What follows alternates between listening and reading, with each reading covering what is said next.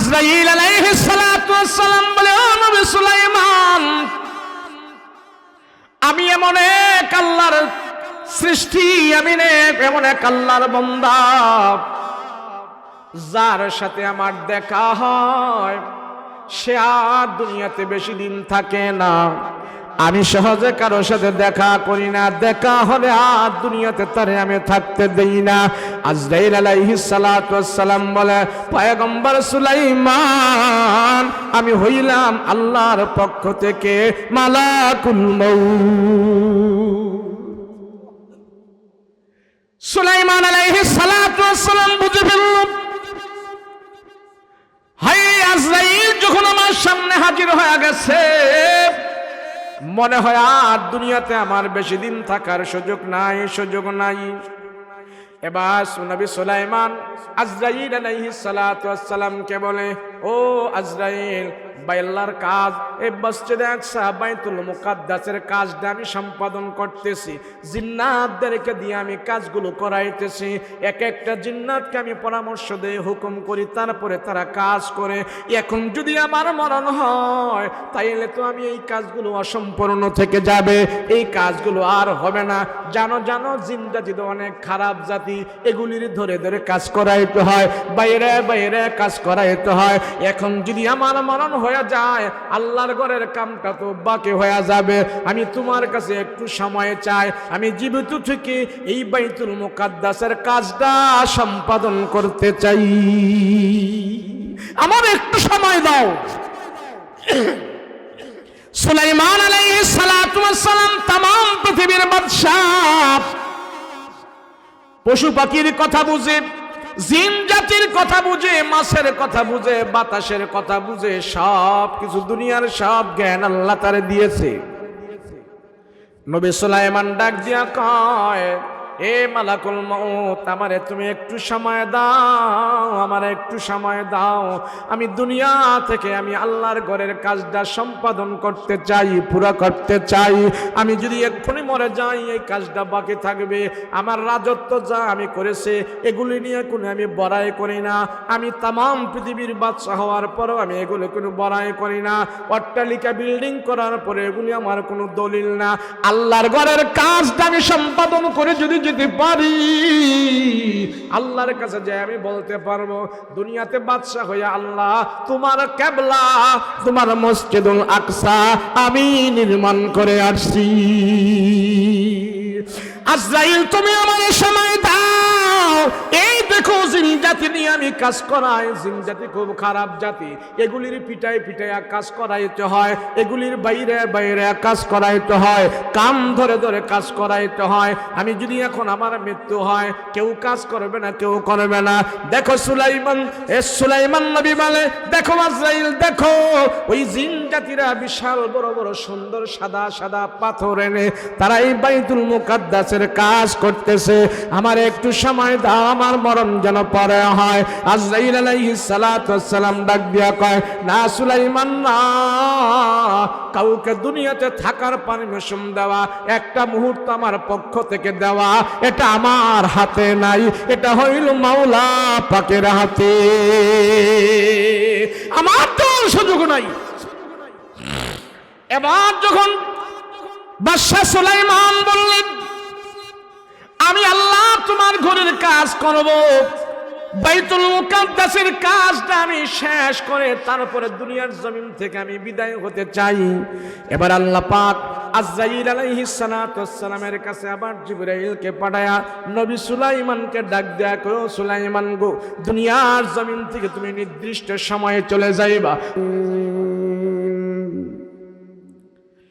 বলগল উলা বিকামালিহি كشف الدجى بجماله حسنت جميع خصاله صلوا عليه وآله لا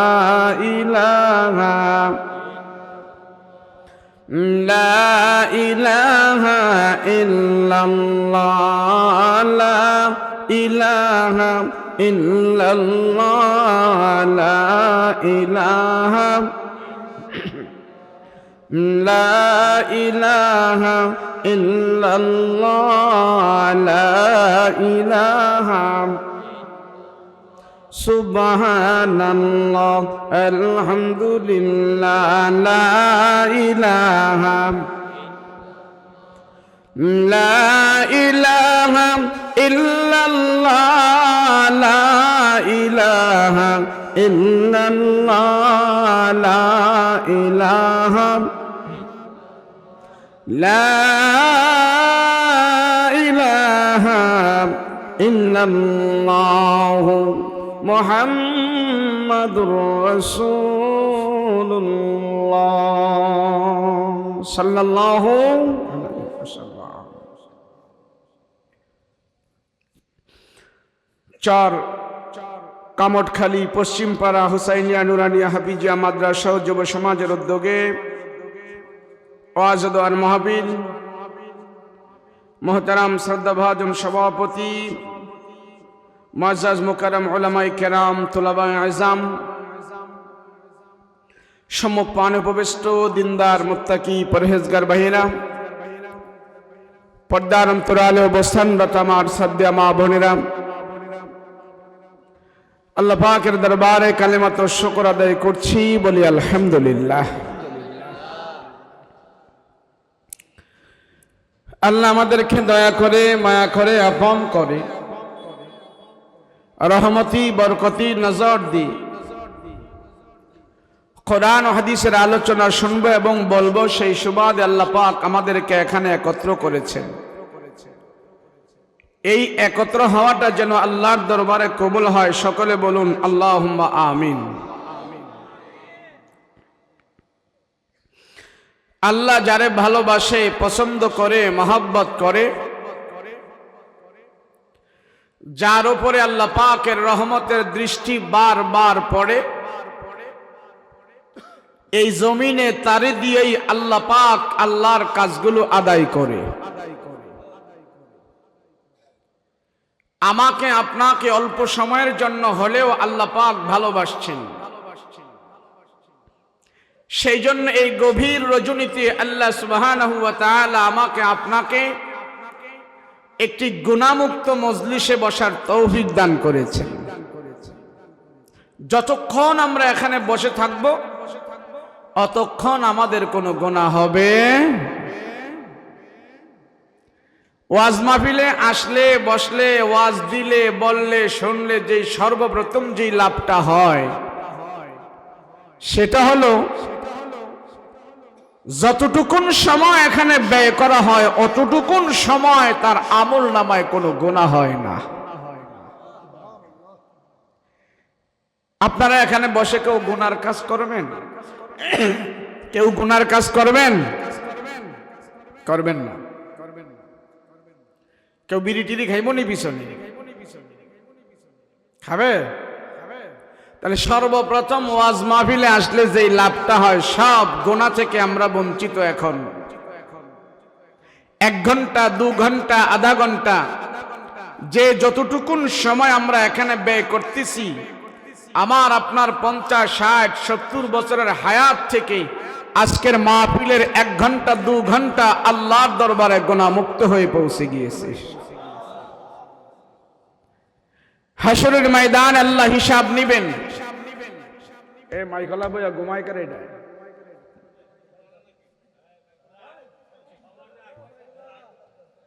তাই থাকতে লাভ হইল কেন? এই রে ঘুমেতে উঠছে বেটা, আগে ঘুমাইলে লাভ হইব কি? সুবিধা অসুবিধা এটা কইলে এটা তুমি লাড়াচাড়ি করতে না, গম্মত জেনে।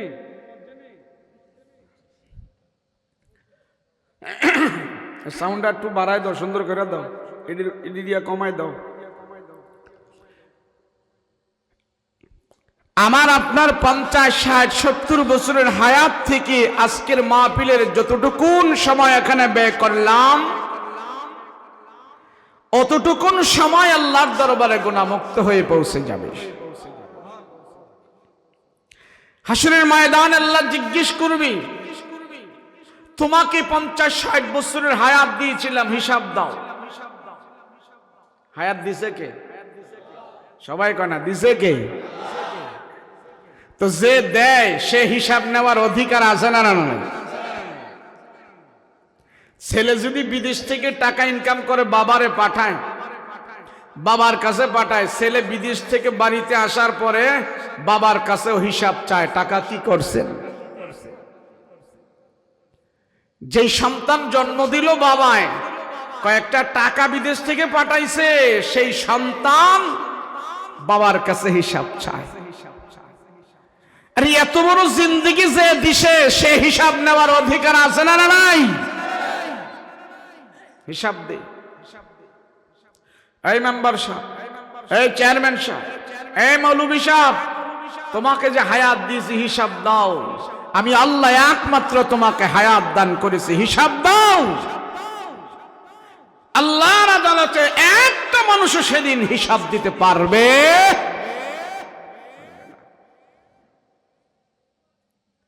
এজন্য আমাদের কার্যক্রম, আমাদের কথাবার্তা অনেক সময় এমন সিরিয়াস পর্যায়ে হয়ে যায়, এই সিরিয়াস পর্যায়ের কথাবার্তা শুনে আল্লাহ পাক আশ্চর্য হয়ে যায়। আল্লাহ আশ্চর্য হয়ে বলে, বান্দা তুই কেমনে করলি এটা? এই কেউ এই আরে স্যারটা সরা, এই স্যারটা সরা দেন, স্যারে তুড়ো, স্যারে তুড়ো, এই স্যারটা সরান, খালি ঘুমায়। এডি কমায় দাও একটু, কিছু কন্যাকে ঘুমিত উইটা উইটা যদি বড় বড় সাউন্ড দিব, একবার কমাইয়া আবার দেব বাড়াইয়া। চেহারটা সরাই দিলে খারাই একবার ঘুমাই থাকতো না। যাই হোক, বসুন। আল্লাহ হায়াত দিছে, আল্লাহ হিসাব নিবে, এটাই সত্য। সেজন্য আমি কোরআনে হাকিমের সূরা বাকারার 28 নম্বর আয়াতটা আমি তেলাওয়াত করেছি, তার উপরে আমি কথা বলবো। এই আয়াতের শুরুতে আল্লাহ একটা বাক্য শব্দ ব্যবহার করেছেন, সংযুক্ত একটা শব্দ ব্যবহার করেছেন, কাইফা। কাইফা শব্দটার অর্থ হইল আশ্চর্য হওয়া। আশ্চর্য হয়ে যায় আল্লাহ পাক আমাদের কিছু কার্যক্রম দেখে। আমরা বলি না অনেক সময়, হাজী সাহেব করলো কেমনে এই কামটা, বলি কি না? হুজুরে কেমনে করলো? মানুষ করলে হয়, হুজুরে করলো কেমনে? হায় হায়। কিছু মানুষের কার্যক্রম দেখে মানুষই আশ্চর্য হয়ে যায়। আল্লাহ পাক বলে, বান্দা তোর কার্যক্রম দেখে, তোর চলাফেরা দেখে, তোর কথাবার্তা দেখে আমি আল্লাহ নিজে আশ্চর্য হয়ে যাই। সেজন্য আল্লাহ পাক এই আয়াতে বলেন, কাইফা, হায় হায়, কেমনে করলি এই কাম?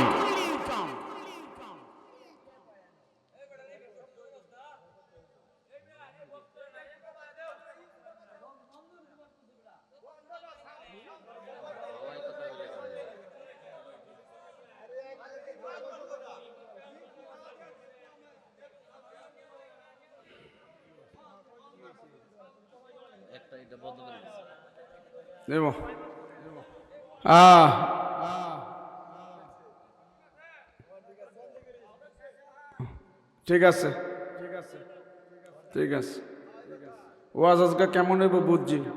ঠিক আছে, দাও যাক, আপনি গো আরামের দরকার। কেন আপনারা যদি বই না শুনতে পারেন তো আমি কইয়ালা বইব কি? কথা কোন ঠিক না? যাই হোক, সময় অনেক চলে গেছে।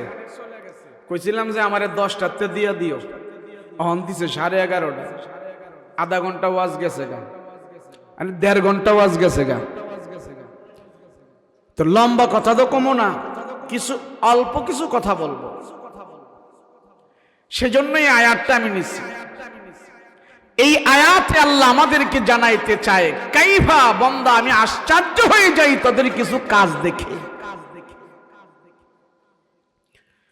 কাইফা তাকফুরুনা বিল্লাহ,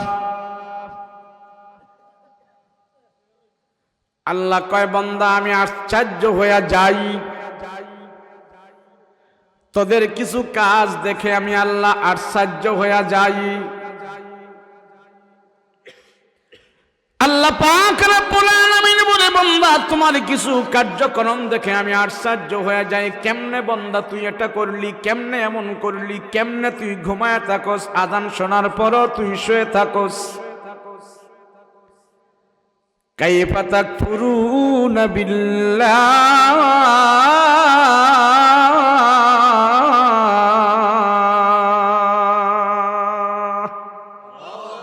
আল্লাহ আশ্চর্য হয়ে যায়, হারি তুই আমার আল্লাহর সাথে শিরক করস, নাফরমানি করস, কুফরি করস। বান্দা তোর নিজের খবর তোর কাছে নাই, কেমনে এই কাম করস? তুই যে কতটুক মানুষ, তুই যে কি রঙের মানুষ, তোর যা দাপট কতটুক, তোর যা ক্ষমতা কতটুক, তুই এটাও নিজে চিন্তা করস না, তুই এমন কাজ কেমনে করস? কে কয় এটা? যারা বলেন কে কয়? আল্লাহ। আল্লাহ পাক রব্বুল আলামিন বলে বান্দা আমি আল্লাহ তোমার কার্যক্রম দেখে আশ্চর্য হয়ে যায়। কাইফা তাকফুরুনা বিল্লাহ, বান্দারে তুমি আমার সাথে কেমনে শরীক করো, কেমনে শিরিক করো, আমার আল্লাহর নাফরমানি তুমি কেমনে করো, আমি আশ্চর্য হয়ে যাই। আমার হুকুম মানো না, আমি আশ্চর্য হয়ে যাই। আমার আল্লাহকে মানো না, আমি আশ্চর্য হয়ে যাই। বান্দা তুমি একবার চিন্তা করলা না, তুমি কোথায় ছিলা? তুমি তো মৃত্যু ছিলা, তোমার কোনো চিহ্ন ছিল না, তোমার কোনো নাম গন্ধ ছিল না, তোমার কোনো অস্তিত্ব ছিল না, তোমার অস্তিত্ব ছিল না। বলেন আমাদের অস্তিত্ব ছিল? আল্লাহ পাক রব্বুল আলামিন বান্দার বাহাদুরি দেখে, কুফরি দেখে, আল্লাহর নাফরমানি দেখে আল্লাহ আশ্চর্য হয়ে যায়। আল্লাহ কয় কাইফা তাকফুরুনা বিল্লাহি ওয়া কুনতুম আমওয়াতা, তোমরা তো মৃত ছেলে, তোমাদের কোনো অস্তিত্ব ছিল না। আমি আল্লাহ তোমাদেরকে এক ফোঁটা নাপাক পানি দিয়া বানাইলাম, তোমার বাবার নাপাক পানি তোমার মায়ের রেহেমের ভিতরে দিলাম। যেই পানির কথা তুমি মানুষের সামনে বলতে পারো না, যেই পানির কথা দু চারজন মানুষের কাছে বলাও যায় না, যেই পানিটা এমন নরম, এমন ভাবে একবারে তরল, ওই পানি দুনিয়ার কোনো মানুষের কাছে কোনো দাম নাই। এক ফোঁটা নাপাক পানি থেকে আমি আল্লাহ তোদেরকে বানাইলাম, যেই বীর্য থেকে আমি আল্লাহ তোদেরকে বানাইলাম, এটা তোমাদের কাছে কোনো দামি না। ওই একটা বেদামি এক ফোঁটা পানি থেকে আমি আল্লাহ তোমারে বানাইলাম। মায়ের পেটের ভিতর থেকে আমি আল্লাহ তোমাকে বানাইলাম, বাবার পৃষ্ঠ থেকে আর মায়ের পেটের ভিতর থেকে আমি আল্লাহ তোদেরকে বানাইলাম। এ বান্দা তুমি একবার চিন্তা করো, তোমার কোথায় ছিল তুমি, আর এখন আসছো কোথায়? এবার আসো, আবার তুমি থাকবা না, আবার কবরের ভিতরে যেতে হবে। কুনতুম আমওয়াতা, আমি আল্লাহ মৃত্যু থেকে তোমাকে হায়াত দিলাম। ফাহিয়াকুম, তোমাকে জীবিত করলাম। সুম্মা ইউমিতুকুম, আবার তোমাকে মৃত্যু দেব। সুম্মা ইউহয়িকুম, আবার কবরের ভিতরে তোমাকে আমি আল্লাহ জীবিত করব। আমি আল্লাহ হায়াত দেই, মরণ দেই, আবার আমি জীবিত করব। আল্লাহ আশ্চর্য হয়ে যায় আমাদের এই কার্যক্রম দেখে। আর আশ্চর্য হওয়ারই তো কথা কোন ঠিক কিনা? কেমন? সেই পানি দিয়ে আল্লাহ আমাদেরকে বানাইছে না পাক। আল্লাহ কয় দেখ, এমন দুর্বল থেকে আমি তোরে বানাইতে সবল করেছি, এখন একটু শরীরের রক্ত গরম হইছে, আর আমার আল্লাহরে তুমি ভুলে গেছো। আমি কিন্তু ভুলি নাই বান্দা, তোমার আমি কেমন করে বানাইছি জানো? আর অতি দুর্বল থেকে, নাপাক থেকে আমি আল্লাহ নিজে কারিগর হইয়া তোমার সৃষ্টির শ্রেষ্ঠ মাখলুকাত, সর্ব উত্তম মাখলুকাত, সুন্দর মানুষ আমি আল্লাহ তোমাকে বানাই দিয়েছি। বলেন আসমান সুন্দর না মানুষ সুন্দর? কথা কয় না দি? পাহাড় ঝরনা সুন্দর না মানুষ সুন্দর? মানুষ সুন্দর। আল্লাহ বলে মানুষ আমি তোমাকে সবচেয়ে বেশি সুন্দর করে বানিয়েছি। কেমনে জানেন?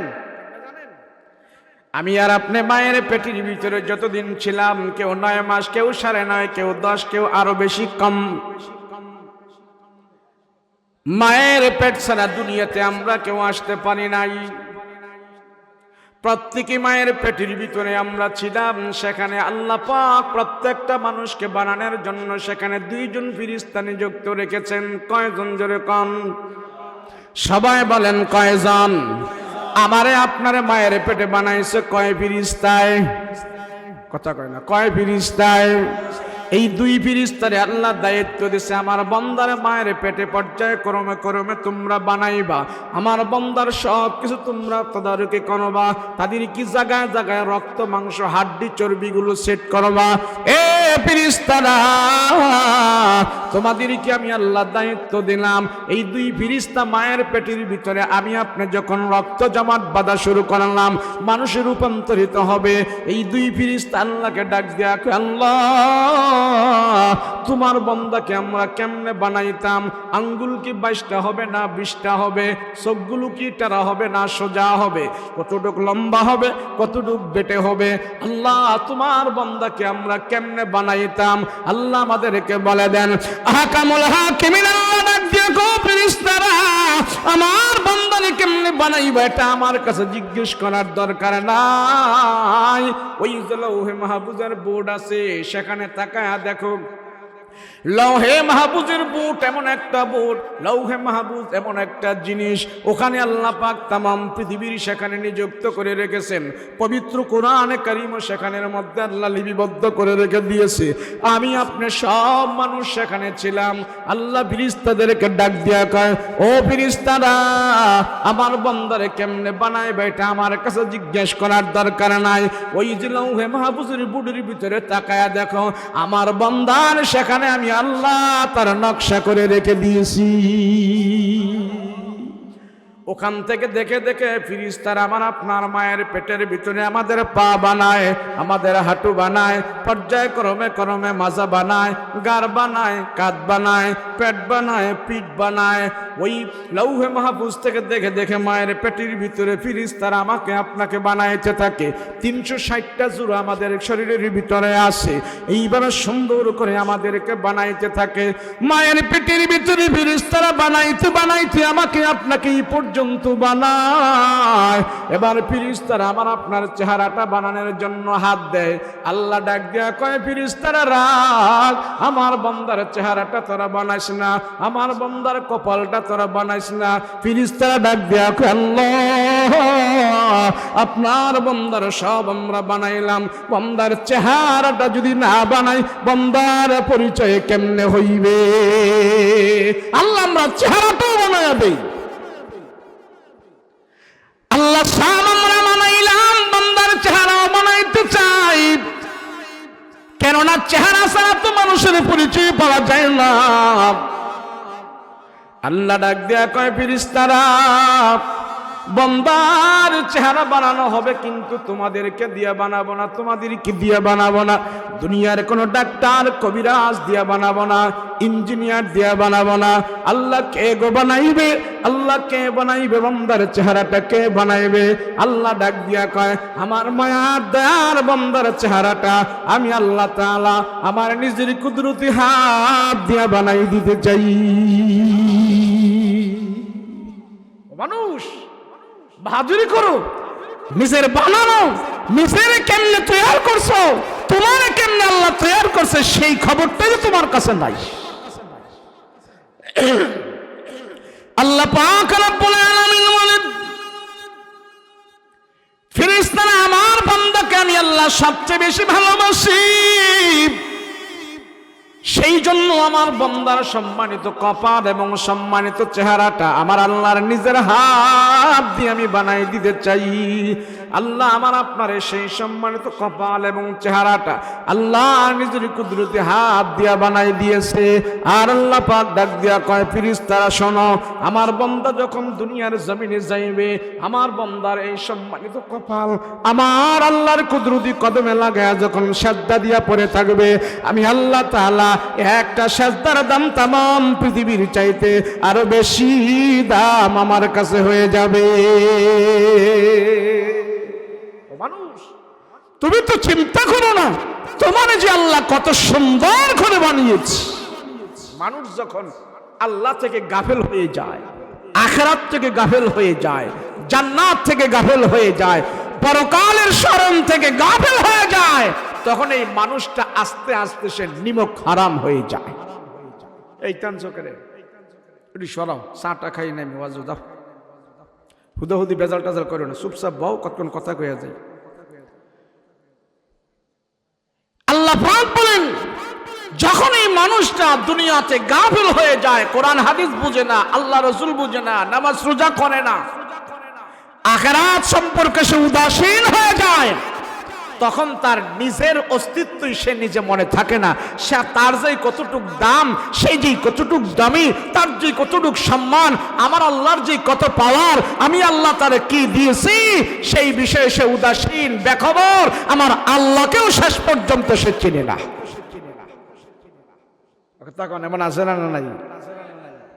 আহারে, যেই মানুষ কোরআনের জ্ঞান নেই, হাদিসের জ্ঞান নেই, আখিরাতের জ্ঞান নেই, সে যত জ্ঞান তালাশ করুক না কেন, সে এক পর্যায়ে এমন হয়ে যায়, তারে যে আল্লাহ বানাইলো সেই জিনিসটাও সে ভুলে যায়।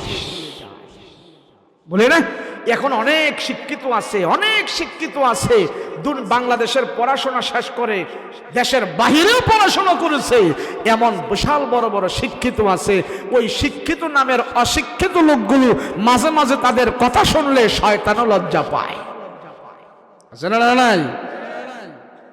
ওই ঢাকাতে এক রিক্সাওয়ালা রিক্সা চালাইতেছে, বুঝছেন, রিক্সা চালাইতেছে, রিক্সা চলতেছে, তো ওই রিক্সার মধ্যে এক ভদ্র জেন্টলম্যান উঠছে। ওটা বলে, আমার বাসা দিয়া। স্যার কোথায় যাবেন? আমি অমুক জায়গায় যাব। চলতেছে, ঠিক আছে স্যার বসেন। চলতেছে, রিক্সা চলতেছে, রিক্সা চলতেছে। তো ওই রিক্সাওয়ালা ছিল দিনদার। কিছু দিনদার দিন মজুর আছে না, শ্রমিক ভাই দিনদার আছে না, মাথায় টুপি আছে, পাগড়ি আছে, গায়ে জুব্বা আছে, জামা আছে। তো চলতেছে, রিক্সা চলতেছে। তো এই যাত্রী রিক্সাওয়ালারে বলতেছে, কিরে তোরে দি মোল্লা মোল্লা বাপ দেখা যায়, কি করো? আর কি করবো, আল্লাহ বিল্লাহ করি, রিক্সা চালাই, আর কি আমাকে জীবন হচ্ছে এইটা। আল্লাহ বিল্লাহ করস, নামাজ পড়স, করি কয় ওয়াক্ত? কয় 5 ওয়াক্ত। 5 ওয়াক্ত নামাজ পড়তে তোর কয় মিনিট লাগে? 5 15 75 মিনিট, 15 মিনিট করে ধরলে। এখন হ্যাঁ নসিহত খয়রাত করতেছে, আরে বেটা 5 15 75 মিনিট যদি নামাজে ব্যয় না কইরা আরো যদি রিক্সা চালাস, 200-300 টাকা বেশি ইনকাম করতে পারবি, আরামে চলতে পারবি। নাউজুবিল্লাহ, তো আসতে কইলেন, এটা কিন্তু আমি বানাই কইছি না, আমি ভালো লোকের শুনেই কইতেছি। এখন সেই লোক বলে, রিক্সাওয়ালা শ্রমিক বলে, স্যার এটা কি বলতেছেন আপনি? নামাজ তো আল্লাহ পাক হিসাব নেবে, প্রথম হিসাব, এই হিসাব তো আল্লাহর আদালতে আমি দিতে হবে, তাহলে নামাজ ছাড়া তো আমার উপায় নাই। রিক্সা ভদ্র এই যাত্রী কয়, আরে বেটা কিসের হিসাব কিতাব, কিসের হিসাব কিতাব? মৃত্যুর পরে আল্লাহর আদালতে প্রথম হিসাবই হবে নামাজের হিসাব। তো নামাজের হিসাব হইলে, নামাজের হিসাব হইলে তুই কি? আমি আল্লাহর দরবারে তো মৃত্যুর পরে হিসাব দিতে হবে, তাই সেই জন্য আমি নামাজ পড়ি। আপনি কি বলেন এগুলা? কয় না বেটা শোন, বাংলাদেশের পড়াশোনা শেষ কইরা বাহিরেও পড়াশোনা করে আসছি, কিসের মৃত্যুর পরে হিসাব কিতাব, এগুলা কিচ্ছু দরকার নাই। তো বেটা রিক্সা চালা, উন্নত হ, পয়সা কামা, ধুমসে আরামে চলবি, মরণ হবে একদিন, কি এর হিসাব কিতাব হবে? রিক্সাওয়ালা স্যার এটা কি কন? যে আল্লাহ আমারে বানাইলো, যে আল্লাহ আমাকে বানাইলো, আমারে হায়াত দিল, সেই আল্লাহ তো আদেশ করছেন নামাজের জন্য, তো আল্লাহ তো আমার হিসাব নিবে, এটা আবার কেমন কথা কন? এখন রিক্সাওয়ালা এই রিক্সার যাত্রী কয়, কিসের বেটা আল্লাহ টাল্লাহ, পড়াশোনা বহুত করে দেখছি, আল্লাহ টাল্লাহ নাই। আর জোরে কন্যা নাউজুবিল্লাহ। এখন যখন এই কথা কইছি, রিক্সাওয়ালা তো ঘাড় ঘুরাইয়া পিছনের দিকে তাকায়া দেখে, এটা সুবিধা না, এটা বুশের মতো দেখা যায়, দাড়ি মোছ নাই, কুচ্ছু নাই, ইসলামের নাম গন্ধ তার ভিতরে নাই। স্যার এটা কইলেন কি? বলে হ্যাঁ আমি যা করছি তাই বেটা। নাস্তিকদের একটা উক্তি হইল, পৃথিবীটা এমনি এমনি হয়েছে, কোনো আল্লাহ টাল্লাহ কেউ করে নাই, পৃথিবী এমনি এমনি হয়েছে। এখন সে রিক্সাওয়ালা বলে, স্যার যদি আল্লাহ টাল্লাহ না থাকে তাহলে আসমান জমিন কেমনে চলে? ওই শিক্ষিত ভদ্র জেন্টলম্যান কয়, আসমান জমিন এমনি এমনি চলে। বলেন এমনি এমনি চলে? আসমান জমিন এমনি এমনি চলে। এখন রিক্সাওয়ালা রাখ, তুই কত পড়াশোনা করছ, আজকা তোরে বুঝাইয়া সারুন, আসমান জমিন নাকি এমনি এমনি চলি? মাথা খারাপ কয়। রিক্সাওয়ালা রিক্সার হ্যান্ডেল পেট্রোল সাফানি বন্ধ করে রাস্তার পাশে বসে রয়েছে। হ্যাঁ যায়ও না, লড়েও না, সরেও না, হ্যাঁ বই রয়েছে রিক্সায়, হ্যাঁ বই রয়েছে রাস্তায়। এখন যাত্রী তো শুধু রিক্সাত বসে রয়েছে, কি রে তুই রিক্সার থেকে নাইমা রাস্তায় বসে রয়েছিস, ব্যাপার কি? ভাল লাগে না স্যার, রিক্সা টিক্সা চালাইতাম না। মানে হঠাৎ করে তুই রিক্সা চালাবি না, ব্যাপার কি? আমার এই অর্ধেক রাস্তায় এনে দাঁড় করাই দিলি বেটা, আমাকে বাসায় দিয়ে আস। না স্যার আমি আর রিক্সা টিক্সা চালাইতাম না, ভাল লাগে না। আরে আমার আগে বাসায় দিয়ে আস, এরপরে তুই চালাইস না। না চালাইতাম না রিক্সা গামে। কি লেগে চালাবি না? কারণ কি চালাবি না কেন? এতক্ষণ চালাইছিস, এখন চালাইতাম না। না চালাইতাম না। কারণটা কত চালাইছি না কেরে? একটু আগে যে আপনি কইলেন এই আসমান জমিন বলে কেউ চালায় না, এটি বলে এমনি এমনি চলে, তো আমি আজকে দেখমু আমার 3 চাক্কার রিক্সাটা চালাইতাম না, দেখি এটা এমনি এমনি চলে নেই। বলেন 3 চাক্কার রিক্সা কি এমনি এমনি চলবে? এ ড্রাইভার ছাড়া চলবে? ড্রাইভার লাগবে না? এখন রিক্সাওয়ালা যখন বলছে আসমান জমিন যদি এমনি এমনি চলতে পারে, তাহলে আমার রিক্সাটাও আজকে এমনি এমনি চলবো। এখন তো আর কোনো কথা কয় না। বলেন কোন জবাব আসেনি? তুই আল্লাহরে বাদ দিয়া যত শিক্ষা শিখছস, যত জ্ঞান তুই নিছস, একজন রিক্সাওয়ালার কাছে তোর জ্ঞান শেষ। কথা বলেন ঠিক কিনা? আসমান জমিনের মালিক কে? চালায় কে?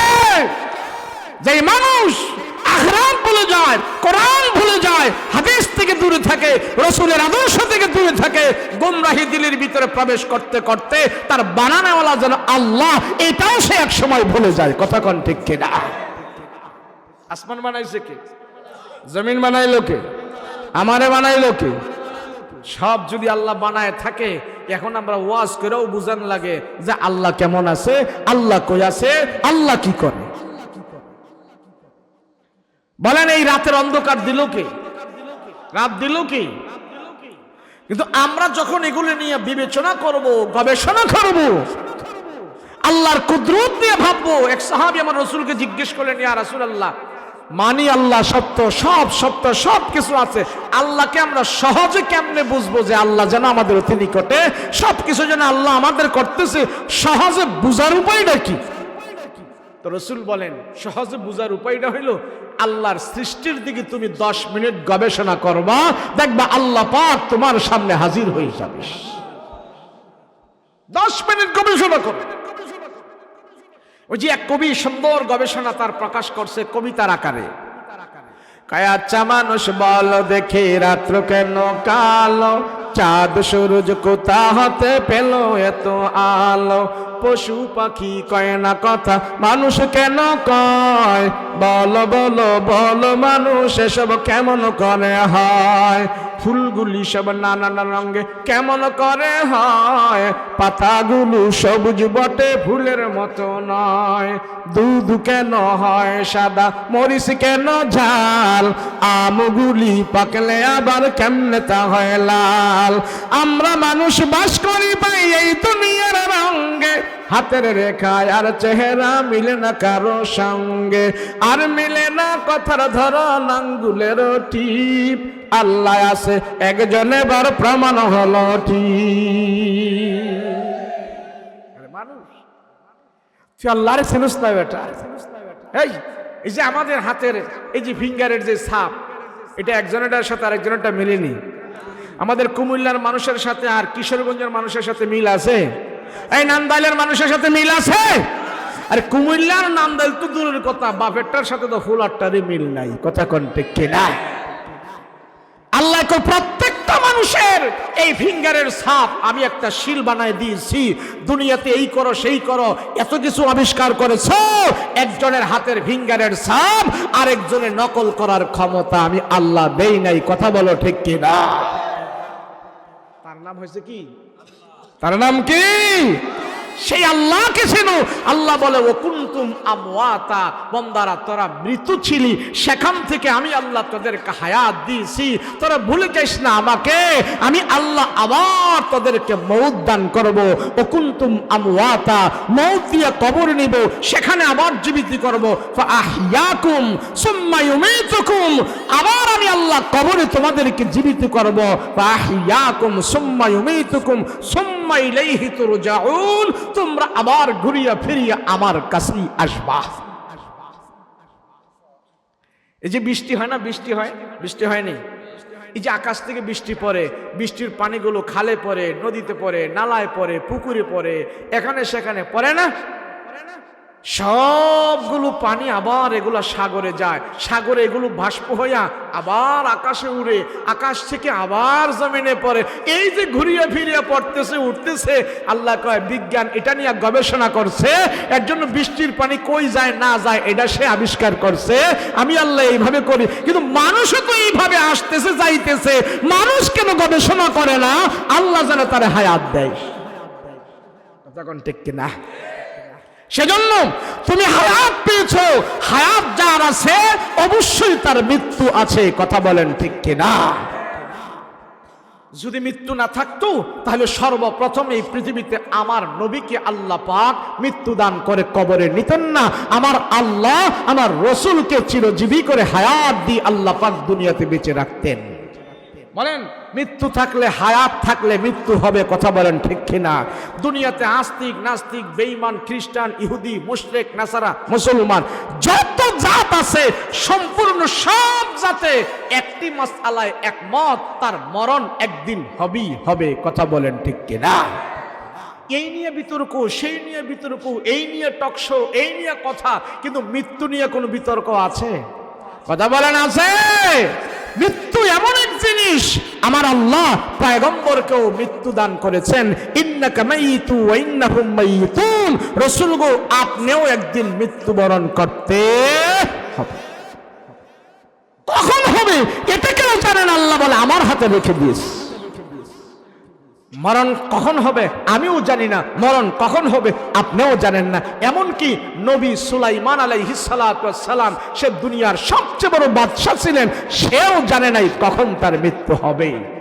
নবী সুলাইমান খানায় বাইতুল মুকাদ্দাসের কাজ করতেছেন, বিশাল বড়, মুসলমানদের প্রথম কিবলা হলো বাইতুল মুকাদ্দাস। জোরে বলেন কি? জোরে বলেন কি? মসজিদুল আকসা যারে বলা হয়, সেই বাইতুল মুকাদ্দাসের কাজ নবী সুলাইমান করতেছেন। তো 3 ভাগের 2 ভাগ কাজ শেষ হয়ে গেছে, 1 ভাগ কাজ বাকি রইছে। 1 ভাগ কাজ বাকি রইছে। এই 1 ভাগ কাজ বাকি থাকার পর এমন সময় আজরাইল আলাইহিস সালাতু ওয়াস সালাম নবী সুলাইমানের কাছে হাজির হয়ে গেছে। সুলাইমানের কাছে হাজির হয়ে বলে, আসসালামু আলাইকুম ইয়া নবী সুলাইমান। এখন সুলাইমান আলাইহিস সালাতু ওয়াস সালাম সালামের উত্তর লয়ে বলে, কে? আপনাকে তো আমি চিনি না। আজরাইল বলে, ও সুলাইমান, আপনি আমারে চিনার দরকার নাই, যখন আমাকে চিনবেন তখন আর দুনিয়াতে থাকতে পারবেন না। আজরাইল আলাইহিস সালাতু ওয়াস সালাম বলে, ও নবী সুলাইমান,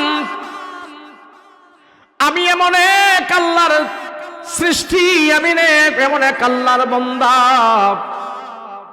যার সাথে আমার দেখা হয় সে আর দুনিয়াতে বেশি দিন থাকে না। আমি সহজে কারোর সাথে দেখা করি না, দেখা হলে আর দুনিয়াতে তারে আমি থাকতে দেই না। আজরাইল আলাইহিস সালাতু ওয়াস সালাম বলে, পয়গম্বর সুলাইমান, আমি হইলাম আল্লাহর পক্ষ থেকে মালাকুল মউত। সুলাইমান আলাইহিস সালাতু ওয়াস সালাম বুঝে ফেলল, হাই আজরাইল যখন আমার সামনে হাজির হয়ে গেছে, মনে হয় আর দুনিয়াতে আমার বেশি দিন থাকার সুযোগ নাই।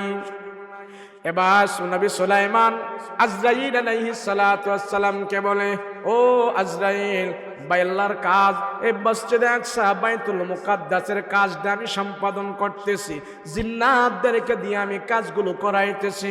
এক একটা জিন্নাতকে আমি পরামর্শ দিয়ে হুকুম করি, তারপরে তারা কাজ করে।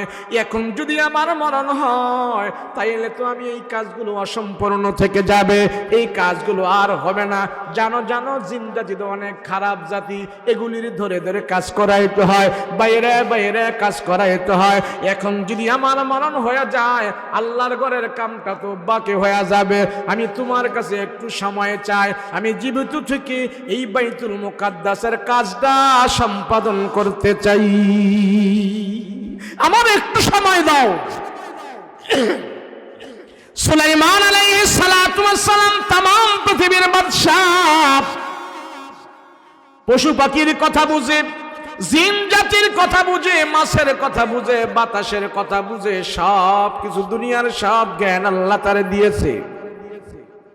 নবী সুলাইমান ডাক দিয়া কয়, এ মালাকুল মউত, আমারে তুমি একটু সময় দাও, আমারে একটু সময় দাও। আমি দুনিয়া থেকে আমি আল্লাহর ঘরের কাজটা সম্পাদন করতে চাই, পুরা করতে চাই। আমি যদি এক্ষুনি মরে যাই এই কাজটা বাকি থাকবে। আমার রাজত্ব যা আমি করেছে এগুলি নিয়ে কোনো আমি বড়াই করি না। আমি तमाम পৃথিবীর বাদশা হওয়ার পরও আমি এগুলো কোনো বড়াই করি না। অট্টালিকা বিল্ডিং করার পরে এগুলি আমার কোনো দলিল না।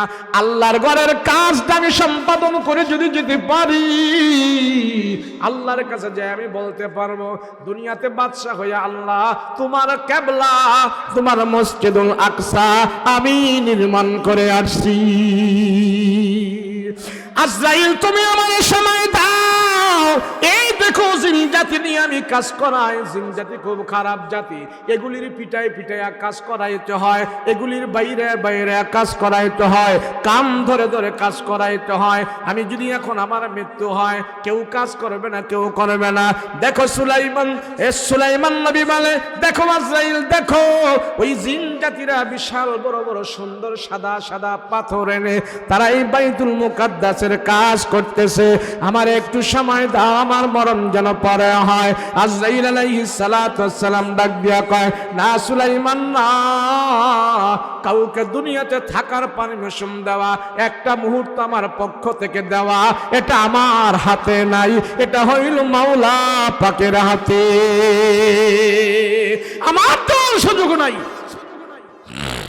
এবার যখন বাদশা সুলাইমান বললেন, আমি আল্লাহ তোমার ঘরের কাজ করব, বাইতুল মুকাদ্দাসের কাজটা আমি শেষ করে তারপরে দুনিয়ার জমিন থেকে আমি বিদায় হতে চাই।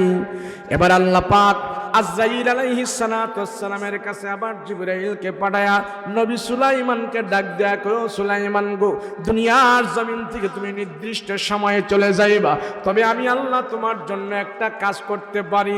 হায়াত তোমার এখনই শেষ, আর এক মুহূর্ত থাকার তোমার কোনো সুযোগ নাই গো সুলাইমান, তবে আমি আল্লাহ তোমার জন্য একটা কাজ করে দেব।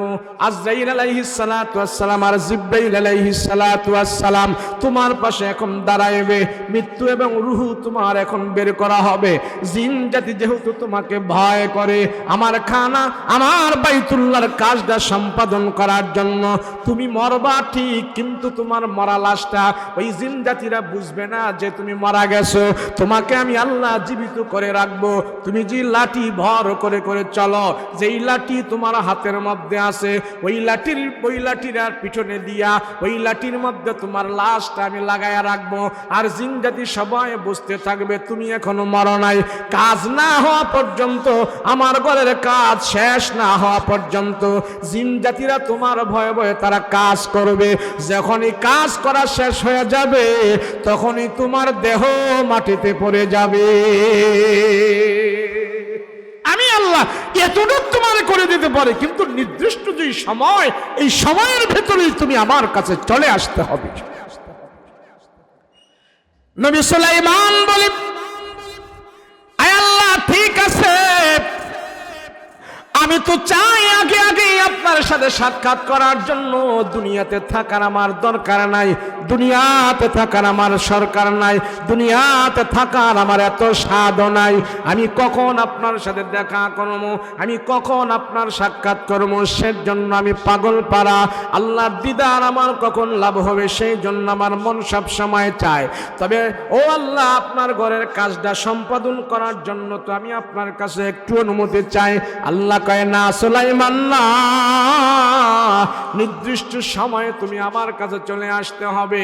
এবার আজরাইল আলাইহিস সালাতু ওয়াস সালাম নবী সুলাইমানের রূহটা নিয়া আল্লাহর দরবারে হাজির হয়। আর নবী সুলাইমানের রূহ নেওয়ার পর লাশটা মাটির মধ্যে পড়ে নাই, বিশাল বড় একটা কাঠের লাঠির মধ্যে এইভাবে হেলান দিয়া নবী সুলাইমান দাঁড়ায় রয়েছে। আর জিনজাতিরা সবাই কাজ করতেছে। রাত্র হয়ে গেল, সন্ধ্যা হয়ে গেল, নবী সুলাইমান বাসায় যায় না। জিনজাতিরা কয়, ব্যাপার কি ব্যাপার কি? নবী সুলাইমান তো আজকে কোথাও যায় না, আমার দিকে তাকায় রয়েছে। রাত্র হয়ে গেছে, বাসার মধ্যে যায় না, কেমন করে আবার বাসায়ও যায় না? খানা দানাও খাইবে না নাকি? আমগরও খাইতে দিবে নাকি? জিনের সর্দার যেটা আছে কয়, কথা কইস না, শুনলি কিন্তু লাঠি দিয়া পিটাইবে। কাজ করতে থাক, কাজ করতে থাক। আরে সুলাইমান নবী খাওয়া দাওয়া ভুলে গেছে, খাইতেও বাসায় যায় না, ঘুমাইতেও বাসায় যায় না। জিনের সর্দার কয়, কথা কইস না, খাওয়া দাওয়া সব ভুলে গেছে। আল্লাহ ডাক দিয়া কয়, নবী সুলাইমান গো, তোমার ভয়ের কারণে ওই জিন জাতি যারা আছে তারাও খানা দানা ভুলে যাইবে, আপনার কাজ তারা সম্পাদন করবে। সুলাইমান আলাইহিস সালাতু ওয়াস সালাম মৃত্যুর পরে তার দেহটা এইভাবে দাঁড়ায় রইল। আল্লাহ পাক জিন জাতিদেরকে বুঝাইতেছে, নবী সুলাইমান এখনো মরে নাই, তোরা তাড়াতাড়ি কাজ কর। এবার রাত্রেও জিনেরা কাজ করে, দিনেও জিনেরা কাজ করে। কাজ করতে করতে যখন নাকি একবারে কাজ শেষ হয়ে গেল, ওই বাইতুল মুকাদ্দাসের কাজটা সম্পাদন করা হয়ে গেল, কমপ্লিট হয়ে গেল। এরপরে যায় নবী সুলাইমানের লাশটা ওই লাঠের কাঠি ভাঙ্গা জমিনের মধ্যে পড়ে গেছে। লাশ আবার পড়ে গেছে। সব জেনেরা দৌড়ে আসলো, হায়রে কি হইল, কি হইল? নবী সুলাইমান এতক্ষণ পর্যন্ত দাঁড়ায় রইল, কিন্তু এখন তো মাটির মধ্যে পড়ে গেল। কারণটা কি? কারণটা কি? তারা বডি টেস্ট করতেছে, হাতের শিরা ধরে না বাজে না বাজে না, বডি টেস্ট করা আরম্ভ করে দিয়েছে। একজনে পা টিপে, আবার জনে এইভাবে শ্বাস টিপতেছে, বুকের উপরে হাত দিয়া দেখতেছে কি ব্যাপার। কয় না, লাড়াচাড়া করে না। হাতের মধ্যে ধইরা জিনজাতিরা কয়, হায় রে, এটা তো বহুত আগে মারা গিয়েছে। আমাদের নবী সুলাইমান বহুত আগে তো দুনিয়ার জমিন থেকে বিদায় হয়ে গেছে। কয় কেমনে বুঝলি? কয় বডিয়ে বলে বহুত আগে সে মারা গেছে। এবার তারা গবেষণা শুরু করলো, কয়দিন আগে নবী সুলাইমান মারা গেছে এটা তারা দেখবে। যেই কাঠের লাঠির মধ্যে নবী সুলাইমান হেলান দিয়া দাঁড়ায় আছিল, ওই জিনজাতিরা ওই কাঠের লাঠিটা চেক করে দেখে, কাঠের লাঠিটা শুরু থেকে শেষ পর্যন্ত পুরাটা গুনি পোকায় খায়া খায়া শেষ করে রাখছে। এই গুনি পোকায় খাইয়া যখন নাকি একবারে শেষ করেছে, লাঠি ভেঙ্গে গেছে, নবী সুলাইমান দুনিয়ার জমিনে পড়ে গেছে।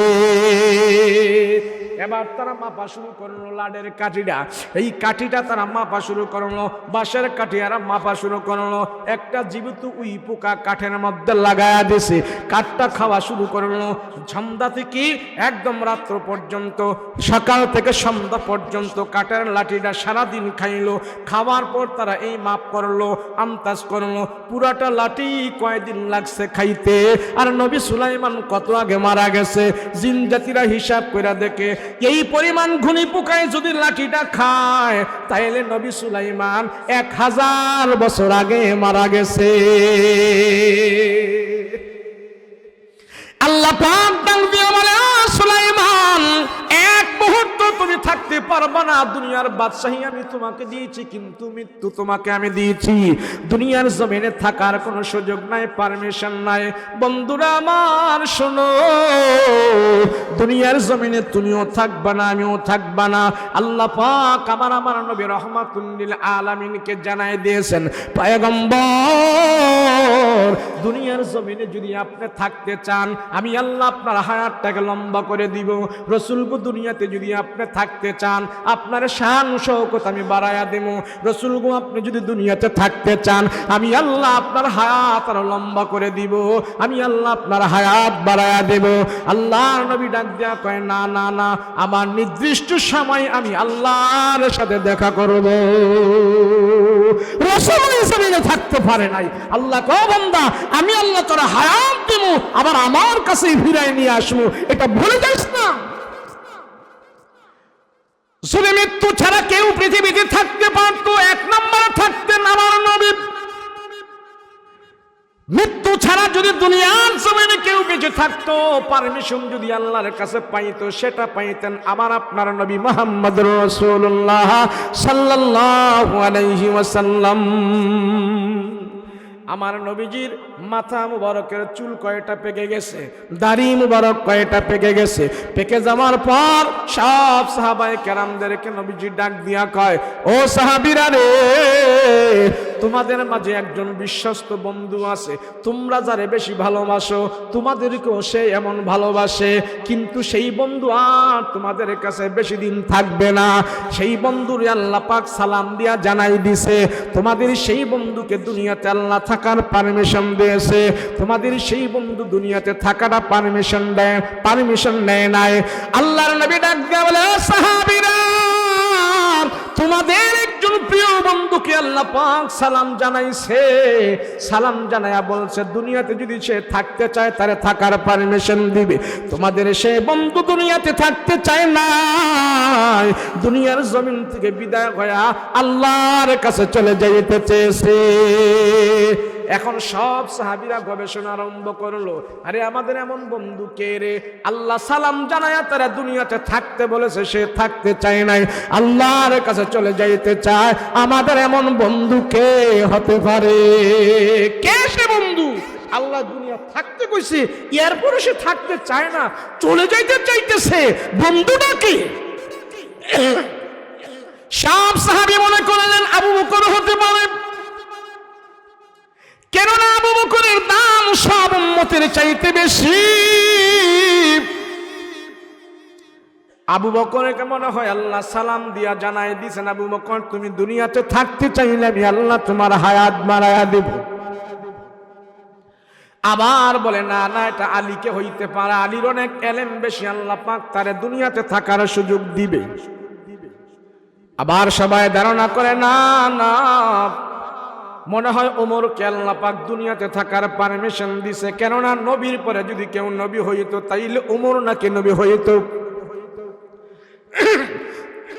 দুনিয়াতে থাকার পারমিশনটা মনে হয় ওমরকে দিছে, না হয় আলীকে দিছে, না হয় আবু বকরকে দিছে। সাহাবীরা এইভাবে জল্পনা কল্পনা করতেছে।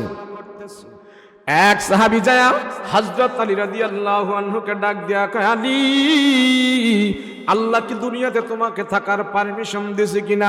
আলী কয়, না না, এমন খবর তো আমার কাছে আসে নাই। ওমরের কাছে সাহাবীরা যায় কয়, ওমর গো, আল্লাহ কি আপনাকে দুনিয়াতে থাকার পারমিশন দিয়েছে কিনা?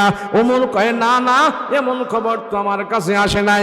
সব সাহাবীরা মিলে আমার হযরত আবু বকর রাদিয়াল্লাহু আনহুর কাছে গেছে। আবু বকর রাদিয়াল্লাহু রাদিয়াল্লাহু আনহুর কাছে যাইয়া সাহাবীরা বলে, ও আবু বকর, মনে হয় আল্লাহ আপনাকে দুনিয়াতে থাকার পারমিশন দিয়েছে, আল্লাহ আপনাকে সালাম দিয়েছে দুনিয়াতে থাকার জন্য। ওই সাহাবীর কথা বলার সাথে সাথে হযরত আবু বকরের গাল বেয়ে টপ টপ করে পানি গড়ায়া গড়ায়া পড়তেছে। আবু বকর কান্নায় ভেঙ্গে পড়েছে, হাউমাউ করে কান্নাকাটি করতেছে। আবু বকর ডাক দিয়ে বলে, সাহাবীরা রে, আমার রাসূল বলেছে দুনিয়াতে থাকার পারমিশন দিয়েছে, তোমরা তারে খুঁজে পাও নাই। সেই মানুষটাকে আমিও না, ওমরও না, আলীও না, ওসমানও না, দুনিয়ার কোন মানুষকে আল্লাহ সালাম জানায়া দুনিয়াতে থাকার পারমিশন দেয় নাই। তোমরা তো খবর জানো না, এটা আর কেউ নয়, সেটা হলো আমার আপনার নবী মুহাম্মদুর রাসূলুল্লাহ সাল্লাল্লাহু আলাইহি ওয়াসাল্লাম। আল্লাহর রাসূলকে পারমিশন দিছে, রাসূল আমাদের মাঝে থাকতে চায় না, রাসূল আল্লাহর কাছে চলে যাইতে চেয়েছে। বলে তাই সব সাহাবাই কেরাম খাওয়া দাওয়া সব বন্ধ করে আমার রাসূলের চেহারার সামনে তারা দাঁড়ায় রয়েছে। হযরত ওমর রাদিয়াল্লাহু আনহু বলে, ইয়া রাসূলুল্লাহ, আবু বকরের এই কথাটা আমি বিশ্বাস করতে পারি নাই। রাসূল, আপনি আমাদেরকে ছেড়ে চলে যাবেন, এটা আমরা বিশ্বাস করতে পারি না। রাসূল যখন এই কথা বলল, আবু বকর যখন শুনেছে পয়গম্বর দুনিয়ার জমিনে আর থাকবে না, আবু বকরের কথা শুনে সব সাহাবীরা এখন খাওয়া দাওয়া বন্ধ করে দিয়ে দে, কেউ খায় না, কেউ খায় না, খাওয়া দাওয়া সব বন্ধ করে দিয়েছে। সব বন্ধ করে দিয়া আমার নবীর চেহারার সামনে সবাই বসে রইলেন। হযরত আবু বকর কান্দে, ওমরও কান্দে, আর বলে, পয়গম্বর গো, আমাদের কি ছাড়া আপনি দুনিয়ার জমিন থেকে বিদায় হয়ে যাবেন? আমি ওমর এটা বিশ্বাস করি না। রাসূল, আপনি আমাদের ছাড়া কেমনে যাইবেন এটা বিশ্বাস করি না। রাসূল বলেন, ও আবু বকর, ওমর, তোমরা শোনো, এই দুনিয়ায় কেউ চিরজীবন থাকতে পারবে না। আমি নবীও তোমাদেরকে ছেড়ে চলে যাব, তোমরা ওই পৃথিবী ছেড়ে চলে যেতে হবে, এটাই সত্য। আল্লাহ নবী ইন্তেকালের আগে রাসূল 14 দিন ধরে অসুস্থ, পয়গম্বর ইন্তেকালের আগে 14 দিন ধরে অসুস্থ ছিলেন, জ্বর আসছে। নবীজি আয়েশা রাদিয়াল্লাহু আনহার ঘরের ভিতরে শুয়ে আছে, মা ফাতেমা ঘরের ভিতরে আছে। আল্লাহর নবী মা ফাতেমাকে বলে, ফাতেমা, তুমি ঘর থেকে একটু বের হও, আমার কাছ থেকে একটু বের হও। বলে, বাবা, কেন আমি বের হব, কারণটা কি? আল্লাহ নবী আস্তে আস্তে করে বলে, ফাতেমা, তোমার জন্য আজরাইল আমার ঘরের ভিতরে আসে না, মালাকুল মউত আজরাইল আমার ঘরের দরজায় এসে দাঁড়ায় রইল, তুমি বের হও, তারপরে সে আসবে। মা ফাতেমা রাদিয়াল্লাহু আনহা বাবার মৃত্যুর কথা শুনিয়া দরজাটাতে এভাবে লাগায় দিয়েছে, আর বলে, না বাবা, না না, আজরাইলকে আমি আসতে দিব না। এবার নবী বলে, ও ফাতেমা, যতই দরজা লাগাও আজরাইল আসবে। আমার নবীজির সম্মানে পারমিশন চাইতেছে, না হয় আজরাইল কারে ঘরে ঢুকার পারমিশন চায় না। ফাতেমা, বের হও। ফাতেমা রাদিয়াল্লাহু আনহা ঘরের দরজা খুলিয়া বাহিরে যায়, চিৎকার মারে বলে, বাবা, এমন মানুষ তো মক্কা মদিনায় আমি কোনোদিন দেখি নাই। বলে, কে? কয়, তার হাত হলো জমিনে, তার পা হলো জমিনে, আরেক হাত হলো আকাশে। এমন বৎসরতের মানুষ আমি ফাতেমা কোনোদিন দেখি নাই। আল্লাহর নবী ডাক দেয়া কয়, ফাতেমা, এটা তো তুমি দেখবা কেমনে, এটা তো মালাকুল মউত আজরাইল। ফাতেমা, তুমি বের হও। বাবা, তুমি একটু সুযোগ দাও, আমার পারমিশন চাইতেছি। আল্লাহর নবীর জান কবজ করার জন্য ওই আজরাইল ঘরের দরজার সামনে এসে ডাক দিয়া কয়, আসসালাতু ওয়াসসালামু আলাইকা ইয়া রাসূলুল্লাহ, আনা মালাকুল মউত। রাসূল গো, আমি আপনার কাছে আসতে চাই, আসো আসো। আমার পয়গম্বরের কাছে এসে আজরাইল ডাক দিয়া কয়, ইয়া রাসূলুল্লাহ, ইয়া হাবিবাল্লাহ, রহমতের নবী, আল্লাহ পাক আমাকে জানাই দিয়েছেন গো, দুনিয়ার জমিনে থাকতে চাইলে আপনার হায়াত লম্বা করে দেবে, দুনিয়ার জমিন থেকে যেতে চাইলে আল্লাহ সসম্মানে আপনার রূহটা নিয়ে যাইবে। কোনটা চান? আল্লাহর নবী বলে না না না না, দুনিয়ার জমিনে আমি থাকতে চাই না, আমার রূহ আল্লাহর দরবারে নিয়ে যাও। তার নিয়ে যাওয়ার আগে আমার নবীজির একটা প্রশ্ন, তুমি আজরাইল আলাইহিস সালাতু ওয়াস সালাম, জিবরাইল আলাইহিস সালাতু ওয়াস সালামের কাছে খবর দাও, আল্লাহর কাছে খবর দাও, আমার রূহ নেওয়ার আগে আমি জানতে চাই আমার উম্মতের গুনাহ খাতা ক্ষমা হয়েছে কিনা। আমি আল্লাহ আমার উম্মতের খবর জানতে চাই। এবার আল্লাহ পাক রব্বুল আলামিন জিবরাইল আলাইহিস সালাতু ওয়াস সালামকে দিয়ে আমার নবীকে খবর জানাইলেন, ইয়া রাসূলুল্লাহ, ইয়া হাবিবাল্লাহ, পয়গম্বর, আপনার উম্মতের দাম আমি আল্লাহ বাড়ায় দিয়েছি। সব নবীর উম্মতের আগে আপনার উম্মত জান্নাতের ভিতরে যাইবে। রাসূল ইন্তেকালের সময়ও উম্মতের কথা ভুলে না, কথা বলেন ঠিক কিনা? রাসূল ইন্তেকাল হয়েছে, আল্লাহর নবী দুনিয়া থেকে বিদায় হয়ে যায়, ওই মুহূর্তে রাসূল বলেন আমার উম্মতের কি খবর? আজরাইল, আমার উম্মতের গুনাহ মাফ হয়েছে কিনা, আমার উম্মতের খবর দাও। আল্লাহ সেই মুহূর্তে জানাই দিলেন, রাসূল গো, আপনার উম্মত সব উম্মতের আগে জান্নাতের মেহমান হয়ে যাবে। সুবহানাল্লাহ। রাসূল কত বড় উম্মতের দরদি, কত বড় উম্মতের মায়া জানেন? রাসূলুল্লাহ সাল্লাল্লাহু আলাইহি ওয়াসাল্লাম, আমার রাসূল জান্নাতে যাওয়ার আগে কোনো একজন মানুষও জান্নাতের ভিতরে যেতে পারবে না। সব নবীরা জান্নাতের ভিতরে যাওয়ার জন্য পেরেশান হয়ে যাবে হাসরের ময়দানে। আদম নবী যায় জান্নাতের করা নাড়বে, জান্নাতের ভিতর থেকে আওয়াজ আসবে, কে? আদম নবী বলে মান আনতা। আদম নবীকে জিজ্ঞেস করবে মান আনতা মা ইসমুকা, তোমার নাম কি, তুমি কে? পয়গম্বর আদম বলবে আমি প্রথম নবী, আমি প্রথম মানুষ, আমার থেকে দুনিয়ার ভিতরে সব মানুষ আসছে, আমি জান্নাতের ভিতরে ছিলাম, এখন আমি আবার সেই জান্নাতের ভিতরে যেতে চাই। জান্নাতের দরজা খোলো, জান্নাতের ভিতর থেকে আওয়াজ আসবে, হে পয়গম্বর আদম, না না না, তুমি জান্নাতের ভিতরে আসতে পারবা না, এখন তোমার আসার সময় হয় নাই, দাঁড়ায় থাকো, জান্নাতের গেটে দাঁড়ায় থাকো, এখনো তোমার আসার সময় হয় নাই। ইব্রাহিম নবী জান্নাতের করা নাড়বে, জান্নাতের ভিতরে ঢুকতে চাইবে, জান্নাতের ভিতর থেকে আওয়াজ আসবে, কে রে, কে এখানে করা নাড়ো, জান্নাতের করা নাড়ো কে, জান্নাতের গেটের দরজায় কে দাঁড়ানো আসো?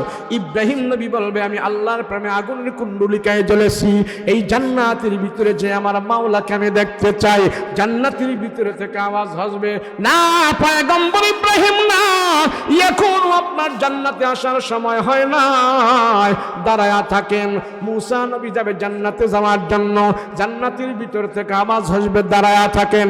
ঈসা নবী যাবে জান্নাতে যাওয়ার জন্য, এবার জান্নাতের ভিতর থেকে আওয়াজ হবে, দাঁড়ায় থাকেন। সব পয়গম্বরেরা জান্নাতের বাহিরে এইভাবে লাইন হয়ে দাঁড়ায় থাকবে।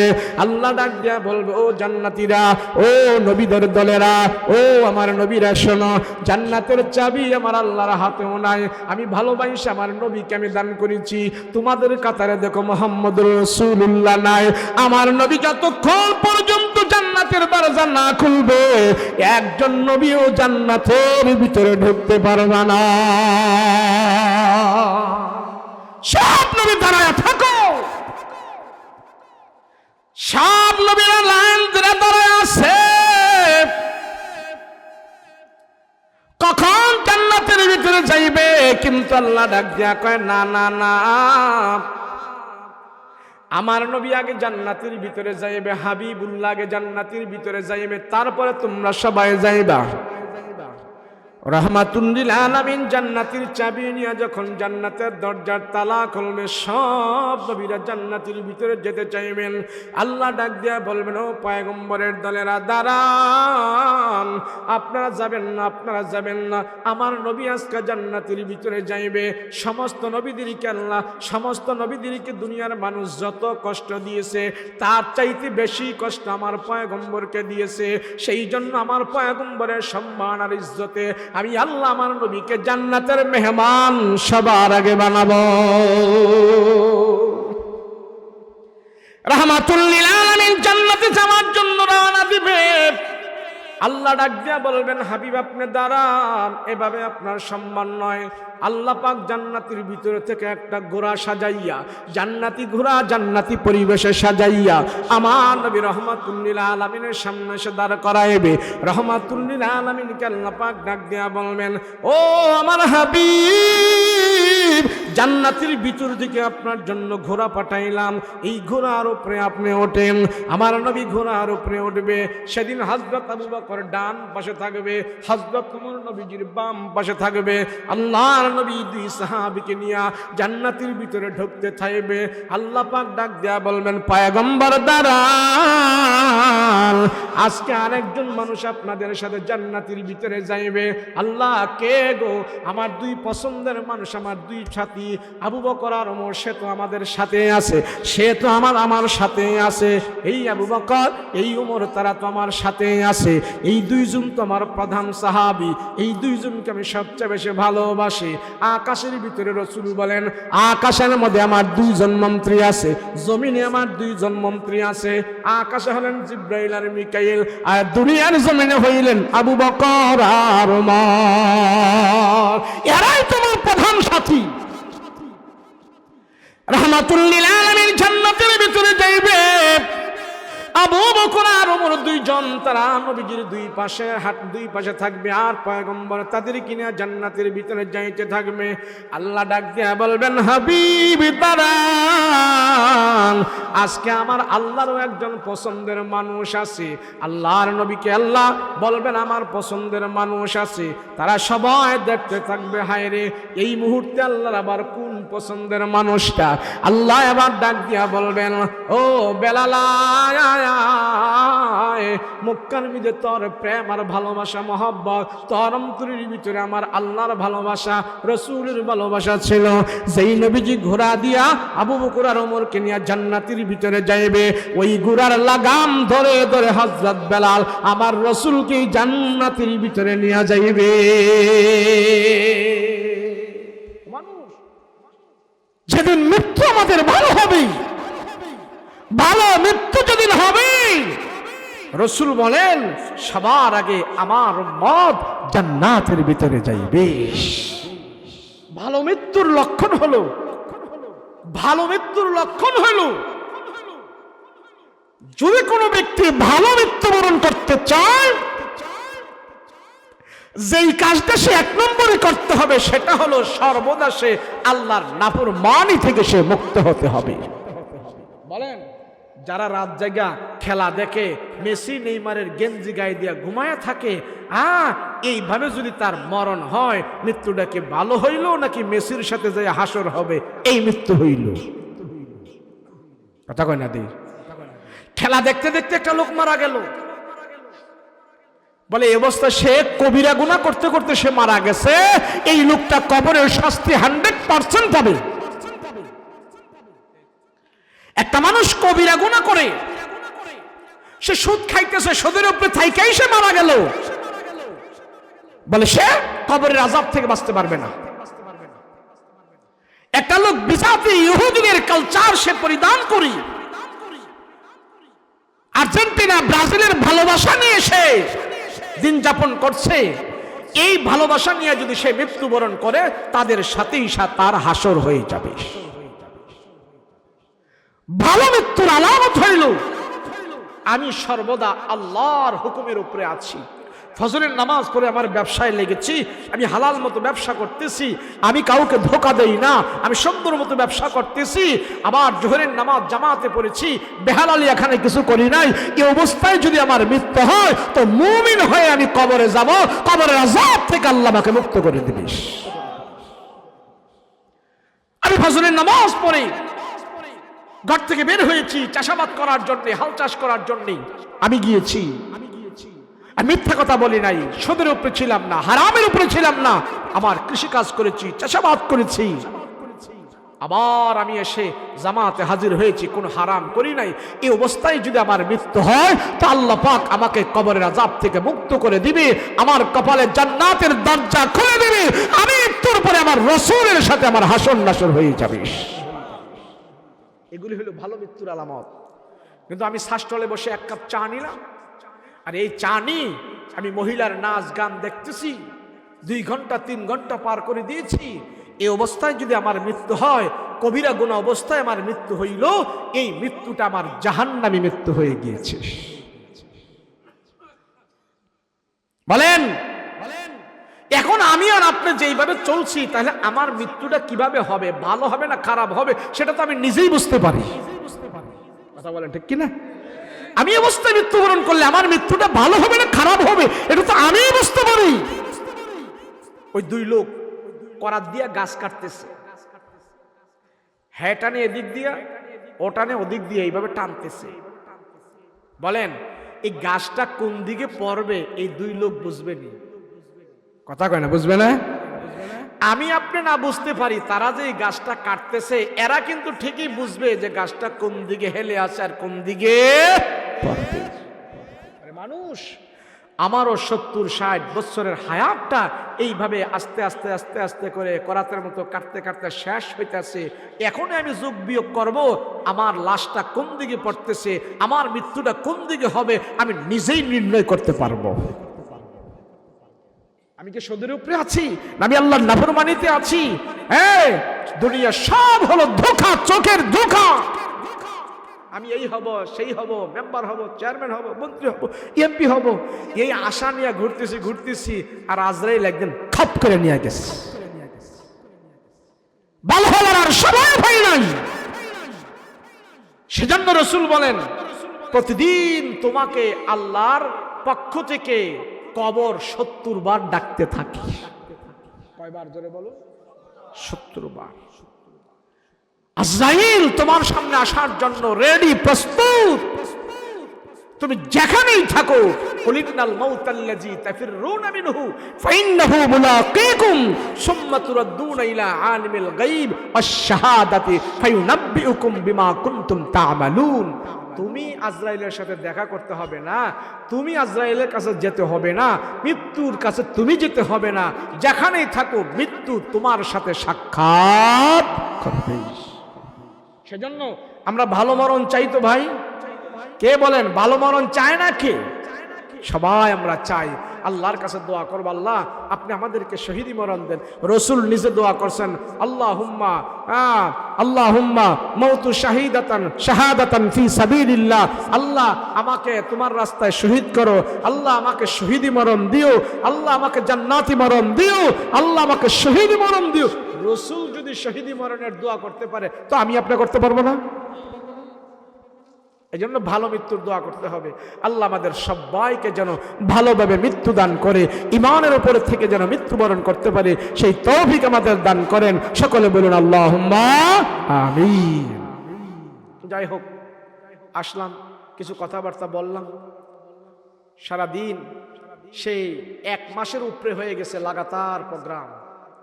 এইভাবে চলতে হবে রমজানের আগের দিন পর্যন্ত। আপনারা তো মনে করেন যে হুজুররা খালি ওয়াজ করে টাকা কামায়। আহারে, যেই পরিমাণ কষ্ট বক্তাদের সেই পরিমাণ পয়সা নাই। এটা আপনার ঘরে বুঝান যাইব না। মার প্রসব বেদনা যখন বাবাই বুঝে না, তদ্রুপ বক্তাগিরি যারা করে তাদের কষ্টটাও আরেক হুজুররাও বুঝতো না। তা আপনি বুঝবেন কই থেকে? বক্তারা দুনিয়াতে বেশি দিন বাঁচে না। এই রাত জাগতে জাগতে জাগতে জাগতে চেহারা চোহরা একবার কালা হয়ে গেছে। কথা কোন ঠিক না? আরে অভ্যাস হইলো কি, আমি কি কাটনি? আমি তো আপনার মতো মানুষ হই। কথা কোন ঠিক না? 1.5 ঘন্টা ওয়াজ করার জন্য অনেক বক্তা, আমরা 1.5 ঘন্টা ওয়াজ করার জন্য 18 ঘন্টা রানিং করি। কয় ঘন্টা? 18 ঘন্টা। যাইতে লাগে 9 ঘন্টা, আইতে লাগে 9 ঘন্টা। এই হইলো 18 ঘন্টা ওয়াজ করে যায় 1.5 ঘন্টা। তাহলে 1.5 ঘন্টা আর 18 ঘন্টায় কয় ঘন্টা হইল? হ্যাঁ, 19.5 ঘন্টা। বাকি থাকলো কয় ঘন্টা? 4.5 ঘন্টা। এই 4.5 ঘন্টার ভিতরে আরো কত কাম আছে না? তো ঘুম কোন দইব? ঘুম কো? যেই মানুষ বেশি বেশি অঘুমা করবে, নিয়মতান্ত্রিক ভাবে ঘুমাইবে না, সে অচিরেই অসুস্থ হয়ে যাবে। সেজন্য ঘুমটাও আল্লাহর পক্ষ থেকে এক নেয়ামত। আল্লাহ নিজে বলতেছেন, ঘুম তোমাদের জন্য সবচেয়ে বড় নেয়ামত আমি আল্লাহ বানাই দিলাম। এই নেয়ামতটা আমার আল্লাহর দরকার নাই, সেজন্য আমি আল্লাহ ঘুমাই না। লা তাখুযুহু সিনাতু ওয়ালা নাওম, আমারে আল্লাহরে ঘুম স্পর্শ করতে পারে না, আমি আল্লাহ ঘুমাই না। এই ঘুমের নেয়ামত তগ দরকার, আমি আল্লাহ তাদেরকে দিয়ে দিচ্ছি। বক্তারা ঘুমাইতারে না, সেজন্য আমি আইসা বলছি, ভাই আমার 10টা বাজে দিয়া দিও। দাঁতরা হাটটা আমি করছি, আমার তাড়াতাড়ি দিয়া দিও। হ্যাঁ, মানে আসার পরে দেখলাম যে না, এক অবস্থা ভালো না। আপনাদের অঞ্চলে মাহফিল করতে আসলে অনেক লেট হয়। আর ওই যে পদ্মার পারে আমরা ওপারে যাই, শরীয়তপুর, মাদারীপুর, ওরা এশারের পরই প্রধান বক্তা বসাইয়া দেয়। কিন্তু আলহামদুলিল্লাহ ময়মনসিংহ, কিশোরগঞ্জ, নেত্রকোনা এদেশের মানুষ ধর্মপ্রিয় বেশি, ধর্মপ্রিয় বেশি। সারা রাত বইরা ওয়াজ শোনার যোগ্যতা যাদের ভিতরে আছে, কিছু না কিছু হলেও তাদের ভিতরে ইসলামের তলব আছে। কথা বলেন ঠিক কিনা? এটা তো আবেগ। আমি তো চাই সারা রাত নফল নামাজ পড়তে, কিন্তু আমার ঘুম চেপে আসে, সেই জন্য পারি না। কথা বলেন ঠিক কিনা? কিন্তু আমার আবেগ, আমার ইচ্ছা, আমার চেষ্টা, আমি সারা রাত ওয়াজ শুনি, সারা রাত আমি ধর্মের কথা শুনি। যদি আমি 12টা পর্যন্ত শুনেও আমি চলে যাই, আমার ইচ্ছা থাকা ছিল সারা রাত শুনবো, কিন্তু 12টা বাজে শুনেও যদি চলে যাই, আল্লাহ পাক সারা রাত্রে ইসলামের কথাবার্তা, শরীয়তের, কোরআনের কথাবার্তা শোনার সওয়াব আমাকে আল্লাহ দান করে দিবে। সারা রাত শুনলে যে সব হয়তো, আমার তো ইচ্ছা ছিল, পারতেছি না দুর্বলতার কারণে, সেজন্য আল্লাহ পুরা রাত্রের সওয়াব আমাকে দান করে দিবে। সেজন্য আল্লাহ পাক আমাদেরকে কবুল ও মঞ্জুর করেন। সকলে বলুন আমিন। যা কিছু বললাম এবং শুনলাম, আল্লাহ আমাদের তৌফিক দান করেন। সকলে বলুন আল্লাহুম্মা আমিন। আমরা দোয়া করব, এখনই দোয়া করব, দেশের জন্য দোয়া করব, দশের জন্য দোয়া করব, আব্বা আম্মার জন্য দোয়া করব, তাম পৃথিবীর মুসলিম উম্মাহের জন্য আমরা দোয়া করব। এই যে নিশি রাত, এত গভীর রাত, এখন এত রাত্রে কোনো মানুষ জাগ না থাকে? কথা বলুন না, থাকে? শুধু আমরা এখন জাগ্রত আছি আর আল্লাহ জাগ্রত আছে। আল্লাহ ঘুমায় না, আমরাও এখন ঘুমাই নাই। এই মুহূর্তে যখন যারা হাত উঠে আল্লাহর দরবারে দোয়া করবে, আল্লাহ ফেরেশতাদেরকে সাক্ষী রেখে দোয়া কবুল করবে। কবে আমাদেরকে আল্লাহ ফলাফল দিবে সেটা আল্লাহ ভালো জানে, কিন্তু দোয়া কবুল করবে। আল্লাহ পাক ফেরেশতাদেরকে সাক্ষী রেখে বলবে, দেখ আদম জাগ্রত হইয়া না ঘুমায়া আমার দরবারে হাত উঠে রয়েছে, তারা সাক্ষী থাক, আমি এদেরকে মাফ করে দেব। কিন্তু কখন মাফ করবে সেটা আল্লাহ ভালো জানে। কখন মাফ করবে? কি আখিরাতে মাফ করবে, না দুনিয়াতে মাফ করবে, না কয়দিন পরে করবে, সেটা কে জানে? আল্লাহ জানে। সেজন্য ওয়াজ বাংলাদেশে যত ওয়াজ মাহফিল হচ্ছে, এই গভীর রজনীতে যারা ওয়াজ করতেছে, রাতের আধারে বসে বসে, এই যে আপনারা এখানে এটা কোন থানা? নান্দাইল থানা। এই যে নান্দাইল থানা থেকে শুধু একটা ওয়াজ হইতেছে, বলেন কমপক্ষে এই থানার ভিতরে কি আরো 3-4টা ওয়াজ হইতেছে না? আচ্ছা, দেশে কি শুধু নান্দাইল থানা একটাই থানা বাংলাদেশে, নাকি এরকম থানা বহুত আছে? 600-র উপরে বাংলাদেশে থানা আছে। তাহলে 600-র উপরে যদি বাংলাদেশে থানা থাকে, তাহলে এক একটা থানাতে যদি এমন ওয়াজ মাহফিল একটা করে হয়, কথা বলে, এক থানায় কি একটা ওয়াজ হয় না? এক থানায় যদি একটা করে ওয়াজ হয়, তাহলে বাংলাদেশে আজকে 600 ওয়াজ মাহফিল হইতেছে। কথা বলেন ঠিক কিনা? 600 ওয়াজ মাহফিলের ভিতরে যদি 100 বেরা লোক থাকে, কয়শো বেরা? 100 বেরা লোক থাকলে কয় হাজার লোক হইল? 6000, আরো বেশি। যদি 200 বেরা থাকে তাহলে আরো বেশি। তাহলে প্রত্যেক দিন বাংলাদেশের কত লক্ষ লক্ষ মানুষ এইভাবে ওয়াজ শুনতেছে, আর ওয়াজ শুনে গভীর রাতে আল্লাহর কাছে মুনাজাত করতেছে। কথা বলেন ঠিক কিনা?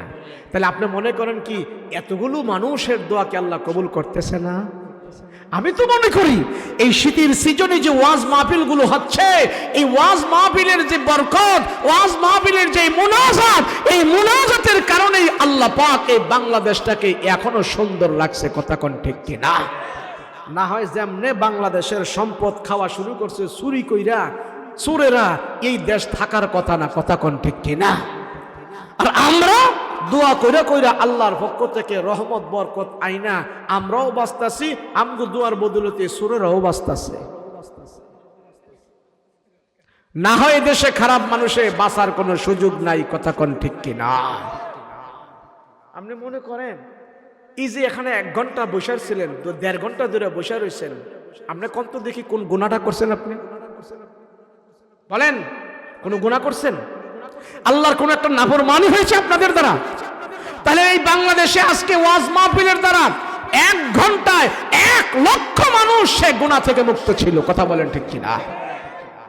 প্রত্যেক দিন এইভাবে সারা বাংলাদেশে 1 লক্ষ মানুষকে ওয়াজ মাহফিলের দ্বারা আমরা গুনাহ থেকে মুক্ত রাখি, কথা কোন ঠিক কিনা? এই 1 লক্ষ মানুষের ভিতর থেকে যদি 10টা মানুষও আল্লাহওয়ালা হয়, হেদায়েতওয়ালা হয়, এইভাবে হইতেছে। আমি তো মনে করি ওয়াজ মাহফিলের দ্বারাই এই বাংলাদেশের ভিতরে ইসলাম মানুষ বুঝেছে, কথা কোন ঠিক কিনা? যদি ওয়াজ মাহফিল না থাকতো, রাতের আধারে এইভাবে যদি মানুষকে ওয়াজ না করা হতো, কোরআনের কথা না বলা হতো, আমার মনে হয় এই বাংলাদেশের যুবকগুলো আরো বহুত আগেই খারাপ হয়ে যেত। কেন? এখন স্কুল, কলেজ, শিক্ষাঙ্গন, বিশ্ববিদ্যালয়, পাঠশালা যা বলেন, কোথাও এখানে মা বাবার কি হক, মা বাবার কি দায়িত্ব, মা বাবার কি খেদমত, মা বাবার কতটুকু করণীয় যুবকদেরকে শিখায়? কোথাও? কথা বলেন, শিখায়? কিন্তু ওয়াজ মাহফিলে বিভিন্ন বক্তারা এসে মা বাবার ওয়াজ করে, মা বাবার খেদমত করলে কি লাভ হবে? তাহলে যুবকরা এই ওয়াজ মাহফিলের এই প্ল্যাটফর্ম থেকে মা বাবার হক শিখতে পারে, কথা কোন ঠিক কিনা? তাহলে ওয়াজ মাহফিলের দ্বারা যুবকরা ভালো হচ্ছে, নম্র হচ্ছে, ভদ্র হচ্ছে, মা বাবার খেদমত শিখতেছে। কেন? ওয়াজ মাহফিল ছাড়া তো বাংলাদেশে আর কোথাও এইভাবে নৈতিক শিক্ষা দেওয়া হয়। তাহলে ওয়াজ মাহফিল দরকার আছে না নাই? আছে, আছে। কিন্তু তখনই আবার বাদ দেওয়া পরে যে হুজুর ওয়াজ করেন, আমার দলের বিরুদ্ধে কিছু কইয়েন না। ওয়াজ করেন হুজুর, কব্বরের কথা কইবেন, কব্বরের কথা। সবচেয়ে দুঃখ তখনই লাগে যারা নেতাগিরি করে, যারা বিভিন্ন লাইনে চলে, তারা এসে যখন আমি করে ওয়াজ শিখায়, তখনই সবচেয়ে খারাপ লাগে। কথা কোন ঠিক না? ভাই আপনি এটা কোন হুজুর, আমাদেরকে আমলের কথা শোনান, সহি সহি কথা শোনান, কোরআনে যা আছে তা শোনান, আমার দলের বিরুদ্ধে যাক, আর আমার বিরুদ্ধে যাক, আর আমার বউর বিরুদ্ধে যাক, তারপর আপনি কোরআনের কথা কন। কথা কোন ঠিক না? এই কথা দরকার ছিল বলার, কিন্তু না, আইসা বলে হুজুর কথাবার্তা সিধা সিধা কইেন, ডাইনে বামে যাইেন না হুজুর, কব্বরের কথা কইেন, শুধু কব্বরের কথা। কব্বরের কথা কইলে তো আর কিছু হয় না, তাহলে মাটির নিচের কথা কইলে আর অসুবিধা হয় না। দলের কথা কইেন না, আমাদের বিরুদ্ধে কিছু বললেন না। হ্যাঁ, আমরা সমাজ চালাই, আমরা সব কিছু করতে হয়।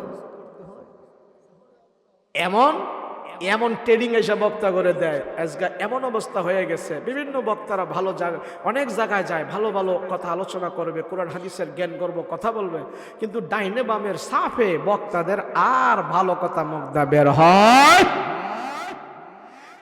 যেই সমাজে, যেই দেশে হকের কণ্ঠকে স্তব্ধ করে দেয়, যেই সমাজে, যেই দেশে আলেমের কণ্ঠকে চেপে ধরে, আলেমকে কোরআনের হক কথা বলার থেকে বিরত রাখে, অচিরেই সেই দেশে আল্লাহ গজবের ব্যবস্থা করে দেয়। ইউসুফ আলাইহিস সালাতু ওয়াস সালাম ওই জমানায় সবচেয়ে পুতু পবিত্র ভদ্র মানুষ ছিলেন। সেই ইউসুফ নবীকে একটা জিনার তকমা লাগাইয়া হেরে জেলখানাত বন্দী করে দিছে। জেলখানায় ইউসুফ নবীরে বন্দী করে দিল। রাজার বউয়ের সাথে আকাম কুকাম করছে না না করছে এটা কোনো প্রমাণ নাই। রাজার বউয়ে মিথ্যা তহমত দিছে ইউসুফ নবীর ব্যাপারে, এটা তদন্ত করার জন্যই তার জেলের ভিতরে নিয়ে রাখছে, কিন্তু সে কোনো আকাম করে না। কিন্তু বেটায় জেল খাটছে অনেক বছর। ওই জেল খাটতেছে একজন হক্কানি মানুষ, একজন আল্লাহর পছন্দের মানুষ, একজন নবী, একজন নবীর ওয়ারিস। সে যখন বিনা কারণে জেলখানায় থাকে, ইউসুফ নবীও যখন জেলখানায় ছিল, ওই জেলখানা থাকা অবস্থায় মিশরের জমিনে দুর্ভিক্ষের আওয়াজ উঠে গেছে, দুর্ভিক্ষ শুরু হয়ে গেছে। আজ সারা দুনিয়াতে হক্কানি আলেম ওলামাদেরকে জেলখানার ভিতরে ঢুকাইয়া, শুধু বাংলাদেশ নয়, ইন্ডিয়ার ভিতরেও কালিম সিদ্দিকী জেলখানার ভিতরে আছে, বিনা অপরাধে তারে জেলের ভিতরে ঢুকাইয়া রাখছে। আরো বহু দেশে হক্কানি আল্লাহর ওলিকে, বাংলাদেশেও বিভিন্ন বড় বড় আলেমদেরকে জেলখানার ভিতরে ঢুকাইয়া রাখছে। খবর আমরা কি পাইলাম? 2023 সালে দুর্ভিক্ষ আমাদের কাছে আসতেছে। কথা বলেন ঠিক কিনা? 40টা দেশে দুর্ভিক্ষ হবে, এর ভিতরে বাংলাদেশ হলো 3 নম্বরের কাতারে। আলহামদুলিল্লাহ কইবেন নাকি? দুর্ভিক্ষ এমনি এমনি আসে না। আমি মনে করি দুর্ভিক্ষ হবে না, দুর্ভিক্ষ হলেও আমাদের কোনো ক্ষতি হবে না। কথা কোন ঠিক কিনা? সবচেয়ে বড় দুর্ভিক্ষ তো আমাদের গিয়েছে করোনা ভাইরাস। করোনা ভাইরাসের মতন দুর্ভিক্ষ পৃথিবীতে আর কোথাও হয় নাই। এখন দুর্ভিক্ষ হলে, এখন যদি দুর্ভিক্ষ আসে, রোডঘাট বন্ধ হবে না, মার্কেট বন্ধ হবে না, দোকানপাট মার্কেট বন্ধ হবে না, রাস্তাঘাট বন্ধ হবে না, চলাচলের সুযোগ থাকবে। কিন্তু করোনা ভাইরাসে তো সবাই রে ঘরের ভিতরে হামায়া ঢুকায়া রাখছে, বের হবি আর মরবি। তাহলে সবচেয়ে বড় দুর্ভিক্ষ আমরা পার করেছি। কথা বলেন ঠিক কিনা? আল্লাহ পাক সেই দুর্ভিক্ষ থেকে আমাদেরকে হেফাজত করেছে। এখন যে দুর্ভিক্ষের কথা আমাদেরকে শোনায়, এগুলি কান দিবেন না, আল্লাহর কাছে দোয়া করবেন, আল্লাহ সমস্ত দুর্ভিক্ষ থেকে তুমি আমাদেরকে হেফাজত করো। ইনশাআল্লাহ বাংলাদেশের ভিতরে দুর্ভিক্ষ হবে না, হবে না। আল্লাহ পাক আমাদেরকে দুর্ভিক্ষ থেকে দূর করে দিবে। কথা বলেন ঠিক কিনা? ভয় পাওয়ার কারণে এগুলো শয়তান ভয় দেখায়। একবেলা খানা খামো, হালাল খামো, অসুবিধা কি? দুর্ভিক্ষ যা আসুক আর যাক, দুর্ভিক্ষ আসুক আর যাক, অসুবিধা নাই। একবেলা খামু, হালাল খামু, আল্লাহরে ডাকমু, অসুবিধা কি? ভয় পাওয়ার কোনো কারণ নাই। শয়তান ভয় দেখায়, অভাবের ভয় শয়তানে দেখায়। সংসারে অভাব লাগবে, এই ভয় কে দেখায়? শয়তান দেখায়। দেখবেন কিছু কিছু মানুষ আছে, হের ঘরে যে অভাব, এটা হ্যাঁ বুঝতেই চায় না, আর হ্যাঁ কারোরে বুঝাইতেই চায় না। হ্যাঁ আরো টেকাওয়ালার চেয়ে ভালো চলে, আছে না নাই?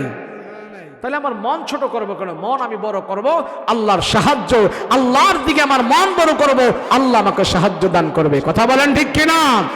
আল্লাহ আমাদের কবুল মঞ্জুর করেন। সকলে বলুন আমিন। সবাই ইস্তিগফার করে আস্তাগফিরুল্লাহাল্লাযী লা ইলাহা ইল্লা হুয়াল হাইয়ুল কাইয়্যুম ওয়া আতুবু ইলাইহি লা হাওলা ওয়ালা কুওয়াতা ইল্লা বিল্লাহিল আলিয়্যিল আযীম। আল্লাহুম্মা সাল্লি আলা সাইয়্যিদিনা নাবিয়িনা শাফিয়ানা হাবিবানা মাওলানা মুহাম্মদ সাল্লাল্লাহু তাআলা আলাইহি ওয়া আলা আলিহি ওয়া সাহাবিহি আজমাইন। আলহামদুলিল্লাহি রাব্বিল আলামিন ওয়াল আকিবাতু লিল মুত্তাকিন। আসসালাতু ওয়াসসালামু আলা আশরাফিল আমবিয়াই ওয়াল মুরসালিন। ربنا ظلمنا أنفسنا وإن لم تغفر لنا لنكونن من الخاسرين رب ارحمهما كما ربياني صغيرا رب ارحمهما كما ربياني صغيرا رب العالمين परवारदिगार आलम আল্লাহ তাকা দেখো তোমার বান্দারা, তোমার আশিকিন জাকিরিন মুহিব্বিন বান্দারা দুইটা হাত তোমার আদালতে উঠায় রাখছে গো আল্লাহ। পাকনা দাড়িওয়ালা মুরব্বী বাবারা আছে, নওজোয়ান যুবকেরা আছে, আলেম ওলামারা আছে, আয় আল্লাহ পর্দার আড়ালের মা বোনেরা আছে। আয় আল্লাহ তোমার দরবারে দুইটা হাত উঠাইলাম। মালিক গো, এত রাত্রে তো কেউ জাগনা থাকে না, শুধু আমরা জাগনা রয়েছি। আল্লাহ রাত্র যত গভীর হয়, দুনিয়ার মানুষের বাসা বাড়ি দরজা জানালা গেট সব বন্ধ হয়ে যায়, অফিস আদালত বন্ধ হয়ে যায়, রোডঘাট গুলো ফাঁকা হয়ে গেছে, সাপ বিচ্ছুগুলো গর্তের ভিতরে চলে গেছে। আয় আল্লাহ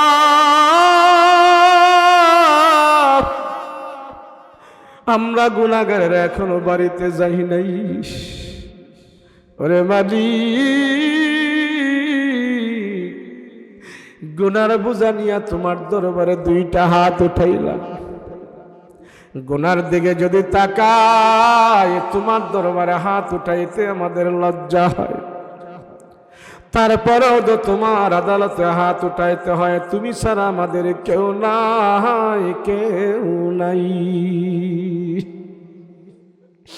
আরে আল্লাহ, টাকা দেখো কত বয়োজ্যেষ্ঠ বৃদ্ধ বাবারা হাত উঠাইছে।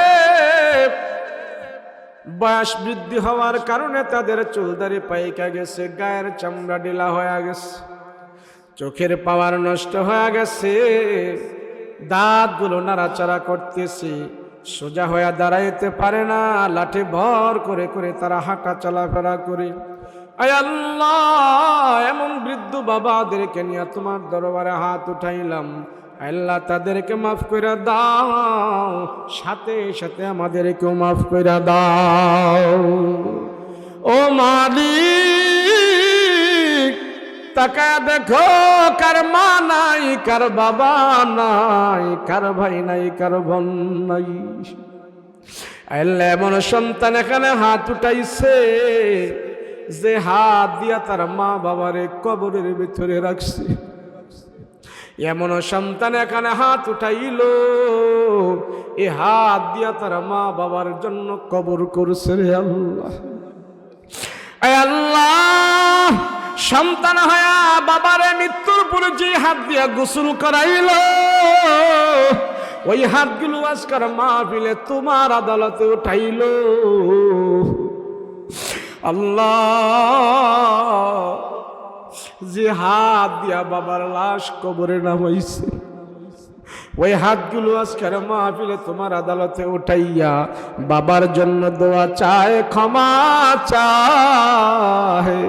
সন্তানের দোয়া আল্লাহ বিফলে দিও না, বিফলে দিও না।